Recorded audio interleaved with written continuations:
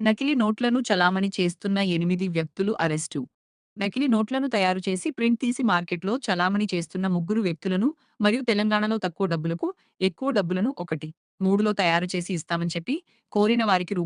500 నోట్ల పరిమాణంలో నెల్ల కాగితాలను ఇస్తూ మోసాగిస్తున్న 5గురు వ్యక్తులను వరంగల్ టాస్క్ ఫోర్స్ మరియు నర్సంపేట పోలీసులు సంయుక్తంగా కలిసి అరెస్టు చేశారు.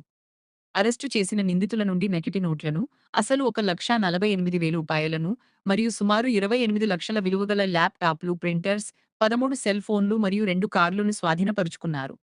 పోలీసులు అరెస్టు చేసిన నిందితులు సాగంటి కిరణ్ నివాసం నర్సంపేట, నీరటి శివ నివాసం నర్సంపేట మరియు నీరటి రంజిత్ నివాసం నర్సంపేట, గుడికందుల రవి నివాసం నర్సంపేట, పోరిక రాజ్‌కుమార్ ఎట్రాజు నివాసం ఘన్పూర్ ములుగు, తనమాల రాజశేఖర్ నివాసం వేంసూరు, ఖమ్మం, ముదురుకోల యాకంబరం నివాసం తాతానగర్, భువనగిరి, చేను సాయికిరణ్ నివాసం కారకగూడెం మండలం కొత్తగూడెంకు చెందినవారిగా పోలీసులు గుర్తించారు.